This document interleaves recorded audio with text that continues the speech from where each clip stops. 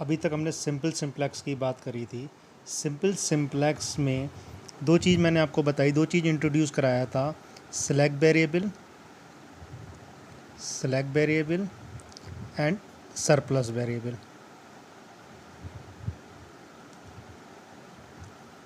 जो select variable होता है हमारा और सरप्लस वेरिएबल होता है, दोनों हमारी पॉजिटिव क्वांटिटी होती है, लेकिन ये ऐड होती है और ये माइनस साइन से आती है।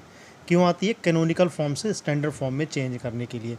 सपोज़ करा हमारे पास कोई भी क्वेश्चन था, maximum Z is equal to 3x1 plus 4x2, equation थी 5x1 plus 9x2 7, 8x1 6x2 9, x1 x2।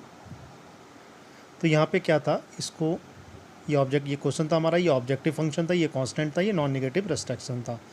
अब इस इक्वेशन को स्टैंडर्ड फॉर्म में चेंज करने के लिए इक्वल में, स्टैंडर्ड फॉर्म का मीन्स क्या हो गया, ये कैनोनिकल फॉर्म से स्टैंडर्ड फॉर्म, तो इक्वल में चेंज करने के लिए हमें यहाँ पे 5x1 plus 9x2 plus s1 is equal to 7, 8x1 plus 6x2 plus s2 is equal to 9। Equal में चेंज करने के लिए हम स्लैक वेरिएबल इंट्रोड्यूस कर रहे थे। आप इसे x3 और x4 भी मान सकते हैं, क्योंकि x2 तक पहले ही था, तो आप इसे x3 और x4 भी मान सकते हैं। क्या बताया था? इक्वल के इधर जो कॉफिशिएंट है 1 होना चाहिए। इक्वल के इधर हमारा कॉफिशिएंट, जो मैट्रिक्स बना रहे थे b c b x b x1 x2 x3, जो लास्ट वाला हमारा जो था हमारा, वो यूनिट मैट्रिक्स बनना चाहिए था। हमारी कंडीशन यही थी सिंप्लेक्स की, कि लास्ट में हमारा यूनिट मैट्रिक्स बनना चाहिए था। यूनिट मैट्रिक्स का मतलब क्या है? S1 हमारा 1 हो, S2 भी 1 हो, तभी हमारा यूनिट मैट्रिक्स बनेगी। किस केस में? जब सिंपल स्लैक वेरिएबल जोड़ेंगे हम। बाई चांस अब हम एक कदम आगे बढ़ रहे हैं सिंप्लेक्स से आर्टिफिशियल वेरिएबल में। आर्टिफिशियल वेरिएबल में हम कब जाएंगे? जब हमें सरप्लस वेरिएबल सब्सट्रैक्ट करना पड़े। जब हम कहीं पे सरप्लस वेरिएबल को इंट्रोड्यूस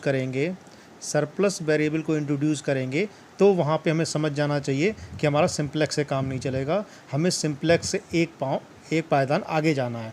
हम उसके बाद हम आर्टिफिशियल वेरिएबल में घुस रहे हैं। आर्टिफिशियल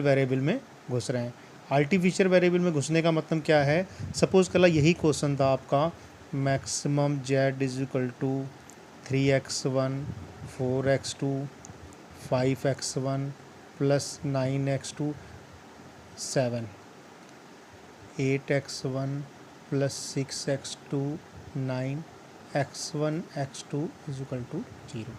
सेम क्वेश्चन था, केवल डिफरेंस क्या हुआ? यहाँ पे आपका लेस देन का मार्क था, तो सिंपल सेलेक्ट वेरिएबल से हो गया। अब यहाँ पे मार्क आपका कैसा हो गया? ग्रेटर देन का। जब ये मार्क आपका हो और यहाँ पे पॉजिटिव क्वांटिटी हो, तब आपको इसको देख के समझ जाना है कि यहाँ पे आपको सरप्लस वेरिएबल सब्सट्रैक्ट करना है। इसको इक्वल करने के लिए क्या करेंगे? हम सरप्लस वेरिएबल इंट्रोड्यूस करेंगे, जैसे 5x1 प्लस 9x2, यहाँ पे क्या आएगा? Minus s1 is equal to 7। ये तो सही था, इसमें तो सिंपल स्लैक वेरिएबल जुड़ जाएगा, x2 प्लस s2 9। यहाँ पे हमें सरप्लस वेरिएबल सब्सट्रैक्ट करना पड़ा। क्यों सब्सट्रैक्ट करना पड़ा? क्योंकि यहाँ मार्क ऐसा था और यहाँ पे पॉजिटिव क्वांटिटी थी। Again I clear you that if the sign is greater than and this constant has the positive sign, you have to enter in artificial variable, because you subtract surplus variable। और हमारी condition क्या होती है? Equal के इधर +1 आना चाहिए। Condition हमारी सिंप्लेक्स लगाने की यही है, 1 0 इक्वल आना चाहिए। लेकिन यहाँ पे क्या हो गया? हमारा इक्वल के इधर -1 आ रहा है। मोटे तरह से समझो तो हमारा सिंप्लेक्स का मेन कंडीशन ये है कि इसके इधर +1 कॉफिशिएंट आना ही आना है। लेकिन जब भी आप सरप्लस वेरिएबल सब्सट्रैक्ट करते हैं तो क्या हो जाता है? यहाँ पे माइनस साइन आ गया, वो कंडीशन फेल हो गई, यूनिट मैट्रिक्स तो बनेगी नहीं, क्योंकि यूनिट मैट्रिक्स के लिए +1 और ये चाहिए। अगर 3 है तो ऐसे चाहिए, लेकिन यहाँ पे कंडीशन फेल हो जाएगी जब आप सरप्लस वेरिएबल सब्सट्रैक्ट करेंगे। तो इसके लिए क्या होते हैं? यहाँ पे इसको करने के लिए यहाँ पे एक पॉजिटिव क्वांटिटी, एक आर्टिफिशियल वेरिएबल प्लस साइन के साथ हम अपने आप जोड़ते हैं, +a1। अब यहाँ पे आर्टिफिशियल वेरिएबल में हमारे पास दो मेथड हैं, एक बेगम मेथड और एक फेज मेथड। दो मेथड हमारे पास हैं आर्टिफिशियल वेरिएबल में। है ये सिंप्लेक्स का ही पार्ट, लगाएंगे सिंप्लेक्स ही, लेकिन यहाँ पे आके जब सरप्लस वेरिएबल है, सरप्लस वेरिएबल को हमने सब्ट्रैक्ट किया। और ये चीज़ माइंड में हमेशा रखना, स्लैक और सरप्लस वेरिएबल दोनों होती पॉजिटिव क्वांटिटी हैं, एक जुड़ती है एक घटती है। जब सरप्लस वेरिएबल माइनस साइन के साथ यहाँ पे आती है तो उसके आगे हमें एक आर्टिफिशियल वेरिएबल जोड़ना पड़ता है।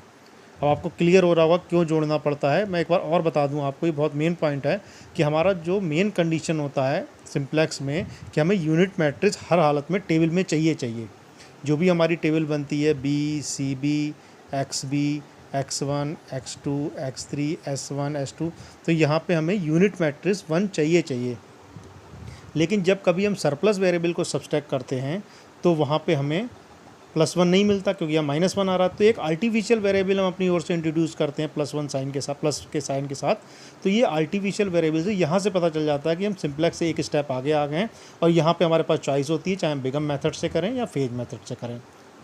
वेदर या तो वो क्वेश्चन में पूछ लेगा बिगम से करो या फेज से करो, अगर नहीं पूछता तो ये हमारी चॉइस है कि हम बिगम से करें या फेज से करें। तो पहला हमारा टास्क यही है कि हमें पता होना चाहिए कि हम बिगम या फेज में घुस कैसे रहे हैं, हम आर्टिफिशियल वेरिएबल में घुस क्यों रहे हैं। घुसने के लिए मेन कंडीशन मैंने आपको बता दी, कहीं पे भी अगर आपका साइन इस तरह का है, कोई भी कांस्टेंट है, अगर आपका साइन इस तरह का है और यहाँ पे पॉजिटिव है, इस बात को मैं क्या कह रहा हूँ, यहाँ पे पॉजिटिव है। अगर बाई चांस इस साइन के साथ अगर यहाँ पे निगेटिव है 3x1 + 8x2 -8, अगर ये निगेटिव है तो यहाँ पे इसको मैं माइनस से मल्टीप्लिकेशन कर दूंगा, -3x1 -8x2। ये साइन ऐसे चेंज हो गया आपका, मैंने अभी बताया था माइनस से मल्टीप्लिकेशन करके चेंज कर सकते हैं। जब ये चेंज हो गया इसको इक्वल करने के लिए, अब हमारे पास क्या है, यहाँ पे सिंपल स्लैक वेरिएबल जुड़ जाएगा। हमारी कंडीशन फुलफिल हो गई, इक्वल के इधर +1 आ गया। किस कंडीशन में आ गया, जब यहाँ पे माइनस साइन था।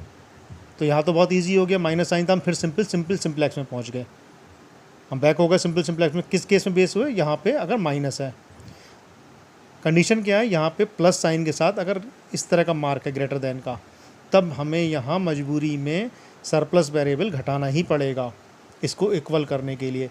और जैसे ही हम सरप्लस वेरिएबल घटाएंगे,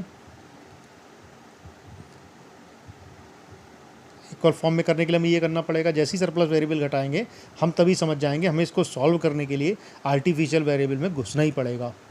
जब घुसेंगे तभी यहाँ पे हम एक आर्टिफिशियल वेरिएबल a1 लगाएंगे और यहाँ पे आके हमारी चॉइस हो जाती है इस आर्टिफिशियल को लगाने के बाद कि हम बिगम से करें या फेज से करें।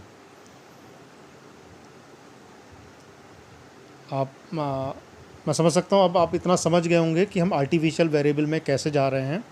उसके बाद अब मैं नेक्स्ट वीडियो में मैं बताऊंगा बिगम और फेज मेथड से किसी क्वेश्चन को कैसे सॉल्व करते हैं।